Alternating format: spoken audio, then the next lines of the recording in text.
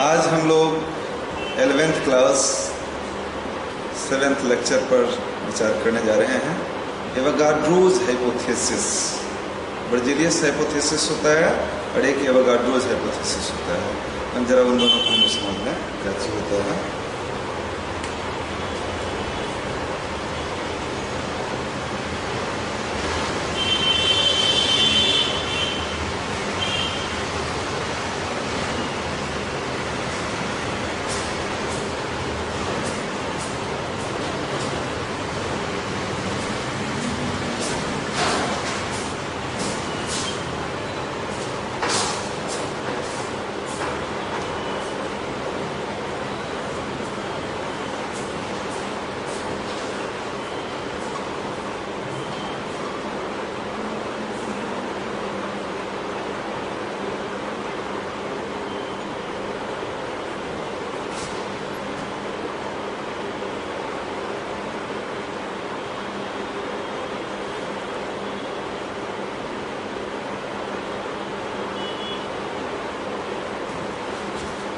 Under similar conditions of temperature and pressure, equal volume of all gases contain equal number of atoms. यह Berzelius साहब का कहना था कि यदि टेम्परेचर और प्रेशर को सेम कर दिया जाए तो इक्वल वॉल्यूम वाले जितने भी गैस होंगे सब में एटम्स की संख्या बराबर होगी। मान लेते हैं कि एक कंटेनर में हाइड्रोजन है, एक कंटेनर में ऑक्सीजन है, एक कंटेनर में नाइट्रोजन है, सबका वॉल्यूम सेम है। तो टेम्परेचर और प्रेशर को यदि सेम कर दिया जाए तो इस इक्वल वॉल्यूम में सबके जो एटम्स की संख्या होगी बराबर होगी। यही बर्जेलियस साहब ने कहा था।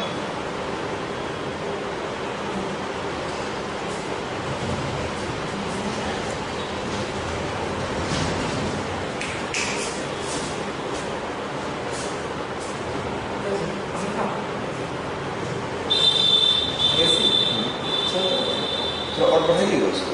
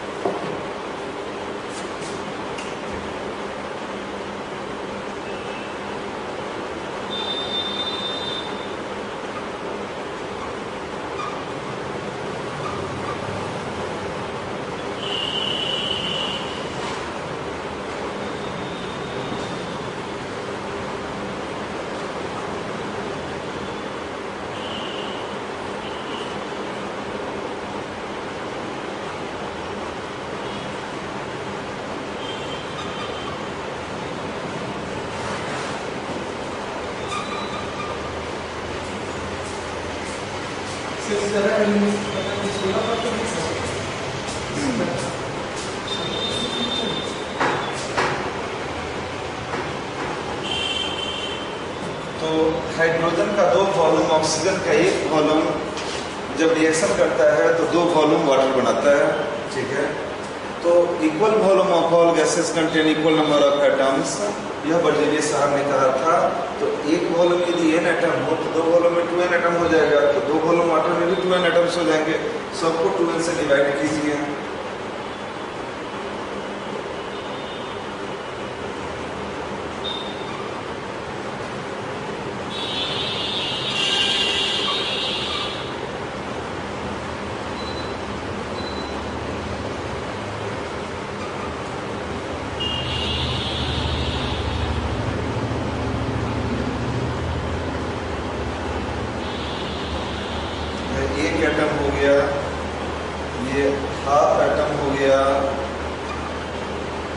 है एक atom.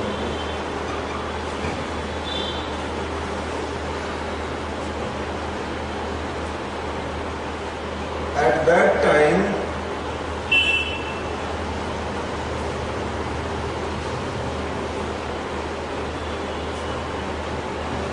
it was considered that atom is indivisible. So half atom is impossible.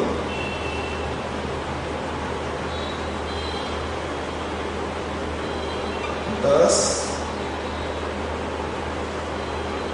Berzelius hypothesis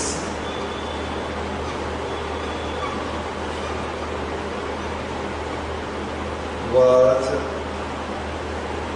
discarded.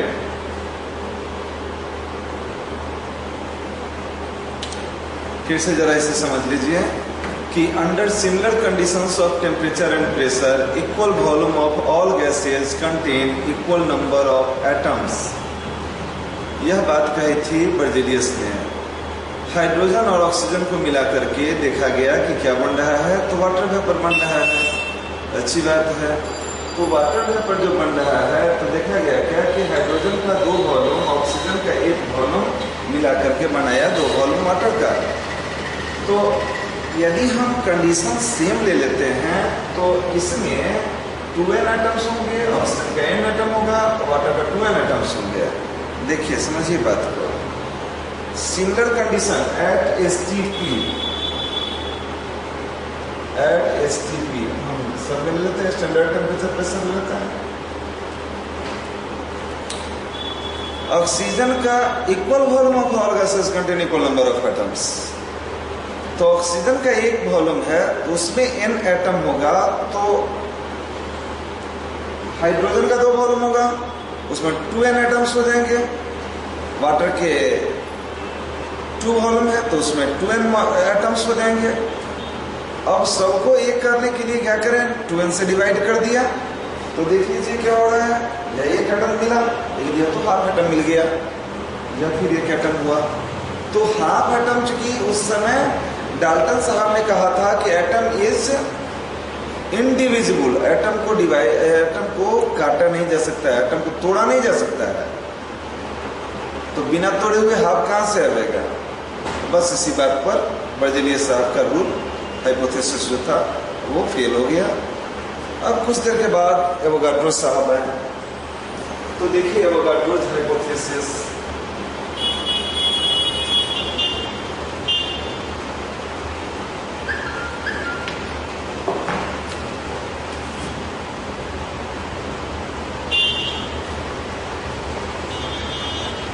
एवोगाड्रो's hypothesis और law और principle।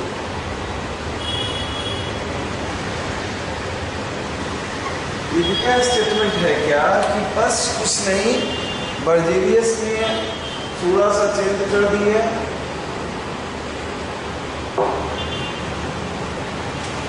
और निकाल दिए मॉलिक्यूल्स, उन्होंने कर दिया, हो गई बात।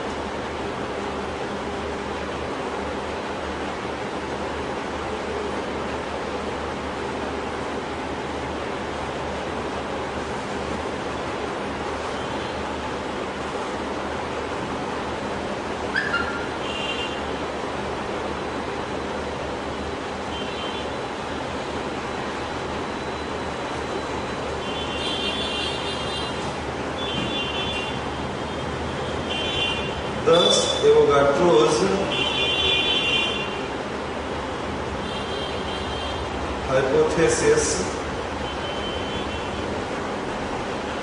was accepted.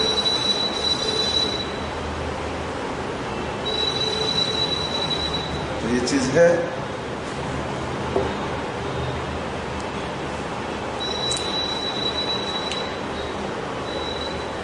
अब डाल्टन्स एटॉमिक थ्योरी क्या चीज होता है उसको समझ लेते हैं।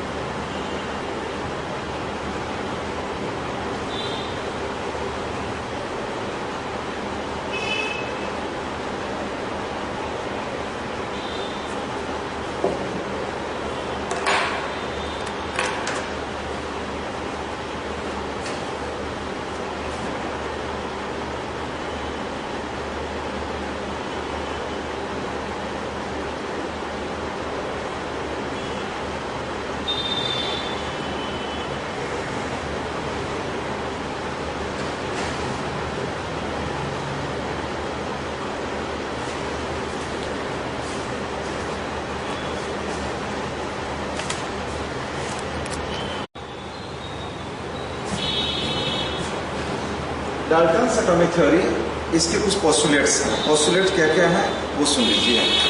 इसमें कहता है क्या कि मैटर, कोई भी मैटर जो बने हुए होते हैं वह very small, indivisible, indestructible, hard और स्फेरिकल सेपरेट पार्टिकल्स से बने हुए होते हैं, जिसको कहा जाता है एटम। समझे? इस अच्छा, अब चलते हैं जरा पार्टिकल समझ लीजिए। पार्टिकल किसको होता है? पार्टिकल का मतलब कण होता है। इस कण के बारे में पूरे विश्व में यदि सबसे पहले किसी ने जानकारी दिया था तो वो हमारे यहाँ के एक ऋषि थे, उनका नाम था कणाद ऋषि।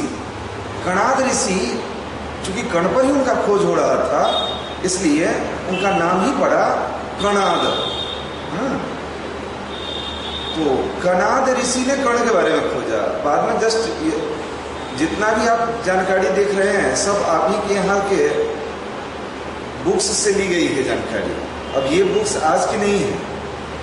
थोड़ा सा उस पर यदि विचार बढ़िया से करेंगे तो पता चलेगा कि पूरा का पूरा कंट्री, पूरा का पूरा विश्व आपके धरोहर को या तो चुरा कर ले गया, या तो उधार ले गया, या तो आपके यहाँ से सीख करके ले गया और सीखने के बाद कुछ नया दिया, उसको अपनी भाषा में लिखा।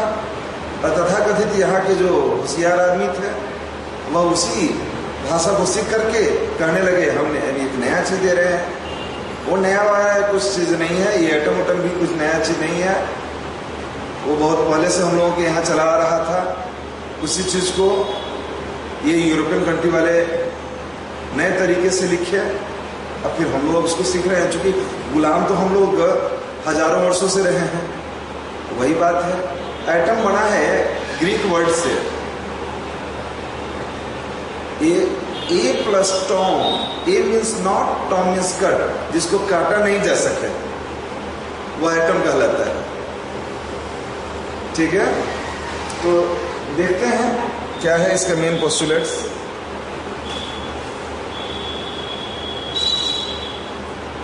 It's main postulates are given as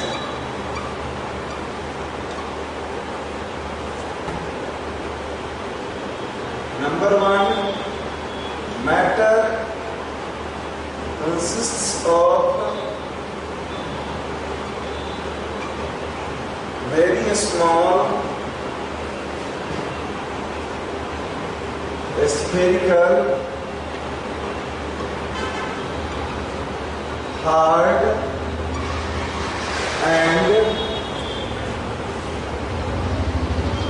indivisible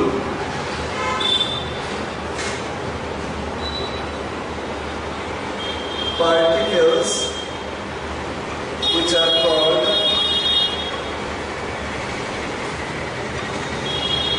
atoms।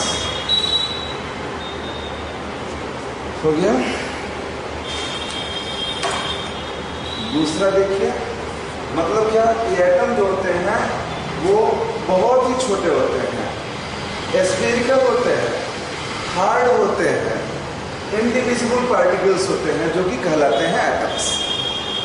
ठीक है, मैटर का निर्माण वेरी स्मॉल, स्फेरिकल, हार्ड और इंडिविजिबल पार्टिकल्स होता है जिसे हम एटम्स कहते हैं।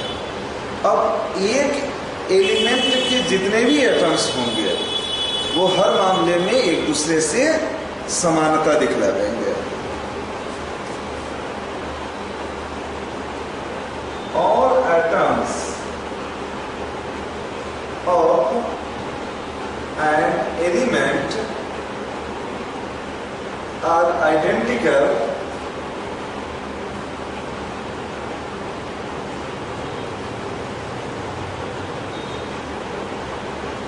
in all respects.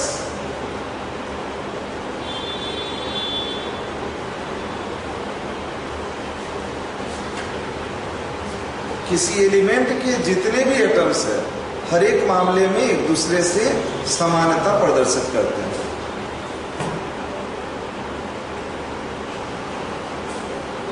Atoms of different elements are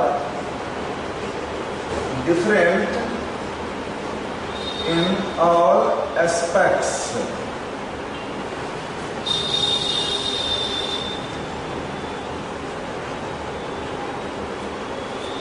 different element के एटम हर एक मामले में एक दूसरे से डिफरेंट होगा, चाहे वो मास हो, साइज हो, वॉल्यूम हो, डेंसिटी हो, हर एक मामले में अलग अलग शो करेंगे।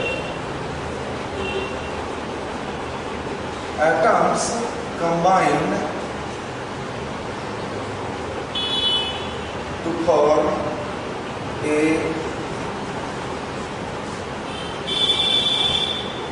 Compound atom which is called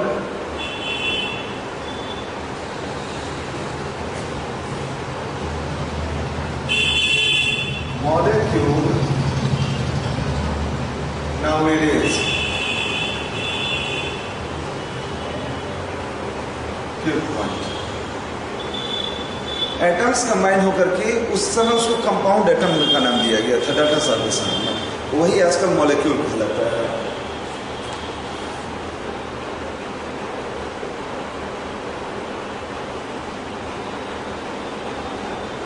Combination of atoms occurs in simple and whole number ratio। ये जो एटम्स का कॉम्बिनेशन होगा वो सिंपल और होल नंबर रेशियो में होगा।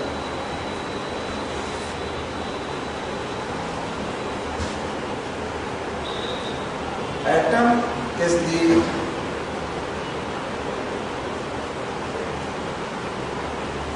smallest particle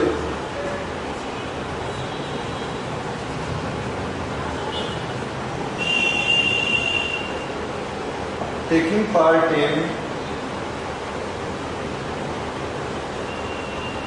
chemical reaction।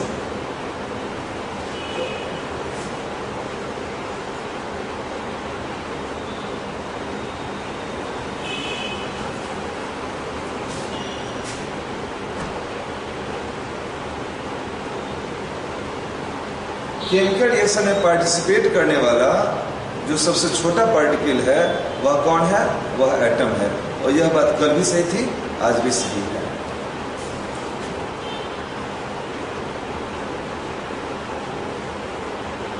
Atom can neither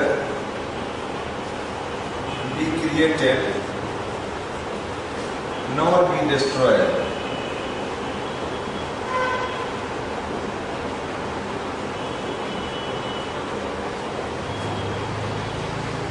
atom को ना तो क्रिएट किया जा सकता है ना ही डिस्ट्रॉय किया जा सकता है। ठीक है, तो ये 7 पॉइंट होगा। यही 7 पॉइंट डाल्टन्स एटॉमिक थ्योरी हुआ, इसको देख लीजिए।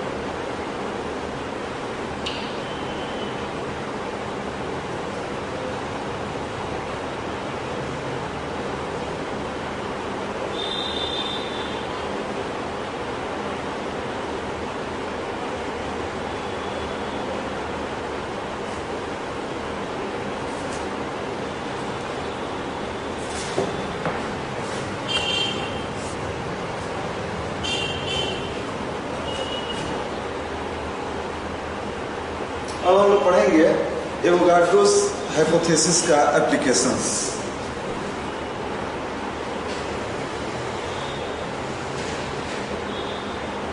एप्लीकेशन ऑफ एवोगाड्रोस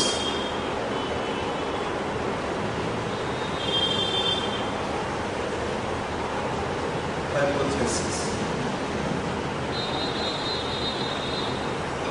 एवोगाड्रो ने जो अपना हाइपोथेसिस दिया उस आधार पर बहुत सारी चीज निकले। अब कौन कौन चीज निकले उन सब चीजों के बारे में हम लोग जानकारी ले लेते हैं। पहला कि एलिमेंट्री गैस का एटॉमिसिटी निकाल दिया गया।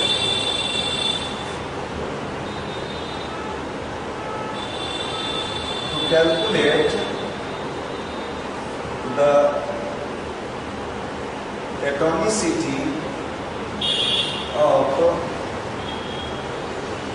elementary gases.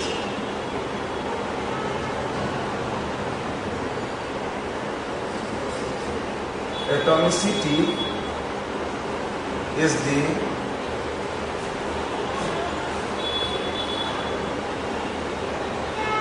total number of atoms present in a molecule. इसको हम लोग एटॉमिसिटी बोलते हैं।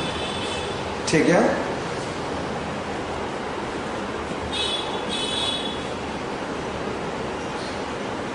Example, half molecule O2 is equal to 1 atom of oxygen. तो 1 molecule O2 is equal to कितना हो जाएगा? 2 एटम ऑफ ऑक्सीजन। ये हो गया। तो ये फर्स्ट था। अब उसके बाद है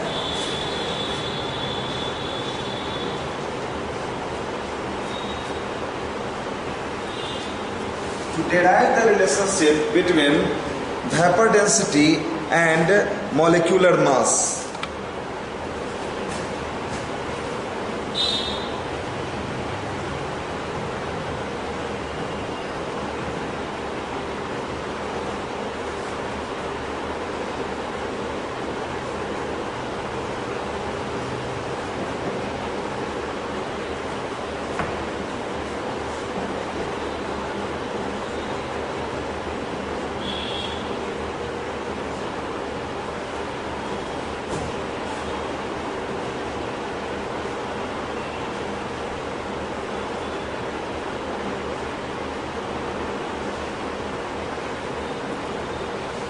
तो कहता है कि वेपर डेंसिटी क्या होता है। वेपर डेंसिटी का ही नाम आप अब इसको कह सकते हैं रिलेटिव डेंसिटी।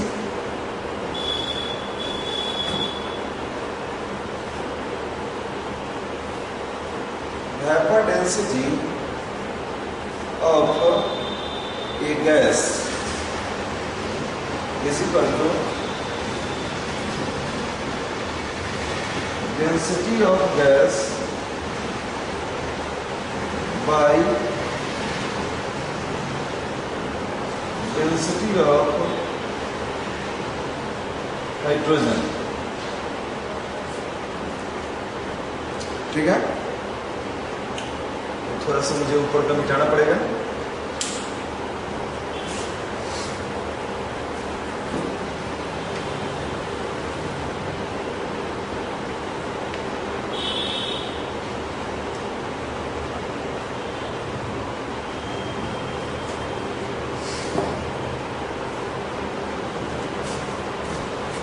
इसको हम VD कह दें। तो VD इज इक्वल टू हो गया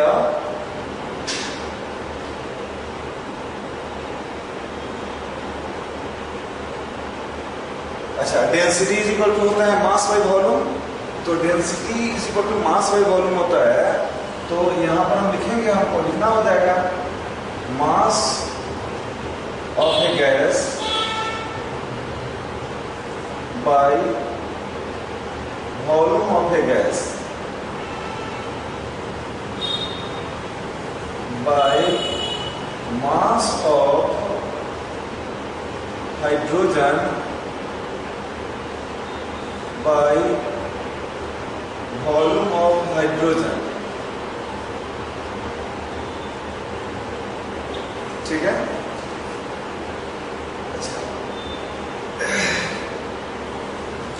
यदि हम ले लें स्टैंडर्ड टेम्परेचर और प्रेशर पर, हमें equal volume of all gases contain equal number of atom molecules, Avogadro साहब ने यही बताया था, इसी पर काम करने का।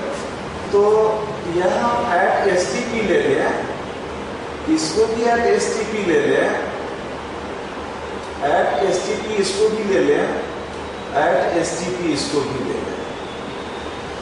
और यदि ये कहें कि गैस और हाइड्रोजन का वॉल्यूम सेम है, if volume of gas is equal to volume of hydrogen, then number of molecules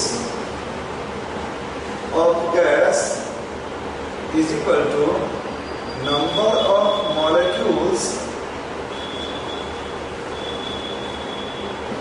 of hydrogen is equal to n molecules at STP कर दिया। यदि सेम कंडीशन ले लेते हैं तो equal volume of all gases contain equal number of molecules, और उस molecules को हमने क्या कहा, n मान लिया। से अब चलिए तो हम क्या कहेंगे इसको,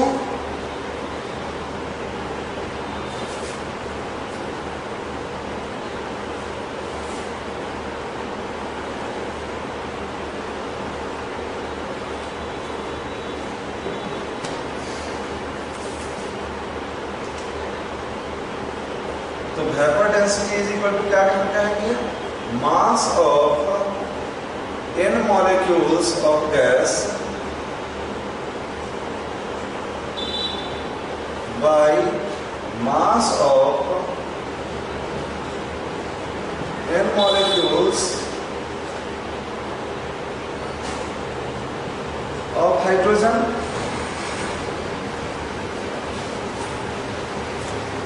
और यदि हम इस n को 1 कह दें तब क्या हो जाएगा, mass of one molecule of gas by mass of one molecule of hydrogen यानी कि H2। तो सीधी सी बात है, vapour density is equal to mass of one molecule of gas, उसको हम क्या कहेंगे, मॉलिक्यूलर मास कहेंगे, molecular mass of gas by एक मॉलिक्यूल हाइड्रोजन का कितना मास होता है, 2 होता है। तो हो गया ये molecular mass of gas is equal to 2 into Vd, या molecular mass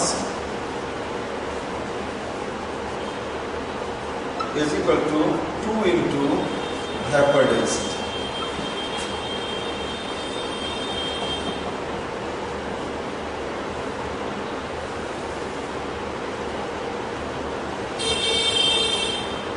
यही है रिक्वायर्ड रिलेशनशिप।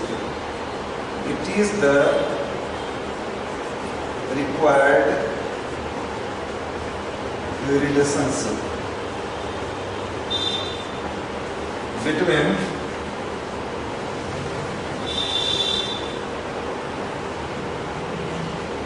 molecular mass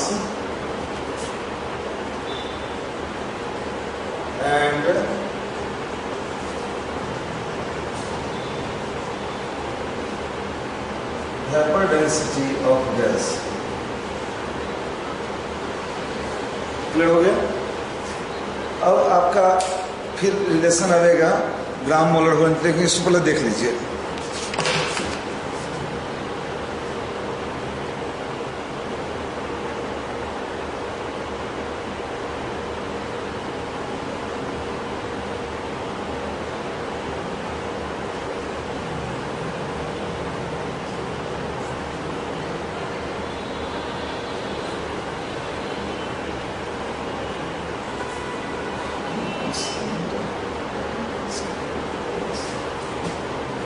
देख लिए? तो बच्चों अब हम लोग पढ़ेंगे कि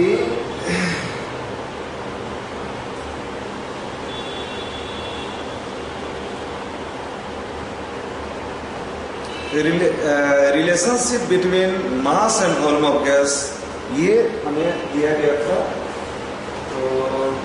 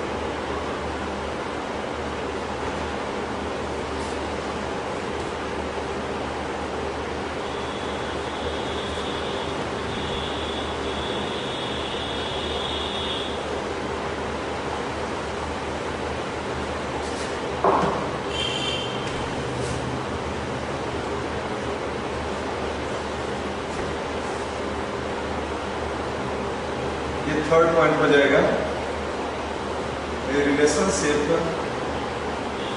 between mass and volume of gas.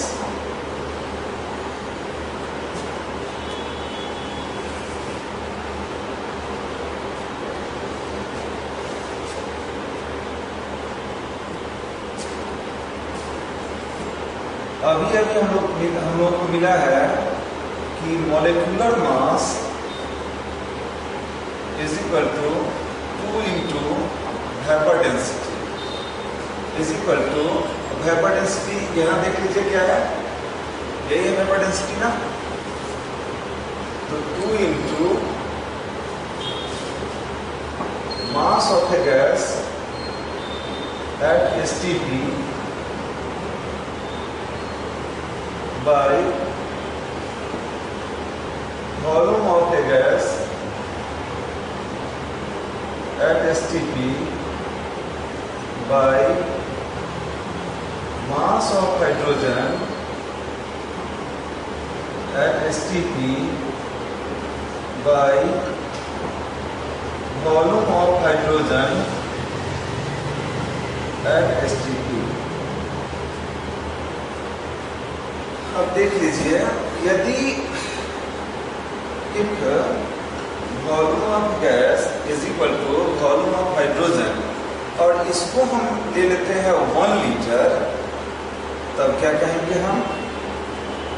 Molecular mass of gas. तब हमारा क्या हो जाएगा? Molecular mass equal to 2 into mass of 1 litre of a gas at STP by mass of 1 liter of H2 gas at STP। यहाँ पर उसके equation number 1 मान लेते हैं।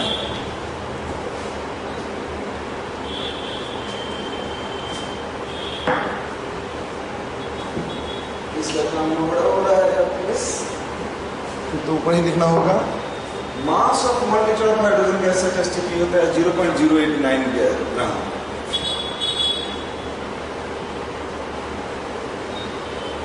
molecular mass is equal to 2 into mass of 1 liter of a gas at STP, और ये हो जाएगा 0.089 ग्राम। फिर हम देखें molecular mass is equal to 2 by 0.089 into mass of 1 liter of gas by 1 gram। 0.089 ग्राम को 0.089 into 1 ग्राम कर सकता है, कर दिया। अब 1 ग्राम into molecular mass is equal to, इसको इधर मल्टीप्लाई किया और ये जो हुआ ये वाला 22.4 हो गया। 22.4 into mass of 1 liter of gas।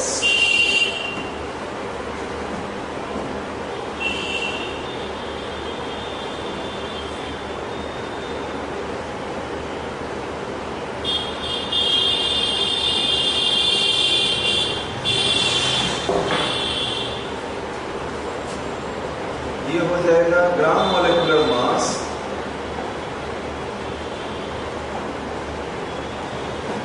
Is equal to mass of 22.4 litre of gas. यही है आपका required relationship. It is the required relationship. समझे? तो ये ओवर हुआ। अगले रोज से हम लोग मूल कंसेप्ट स्टार्ट करेंगे। धन्यवाद बच्चों।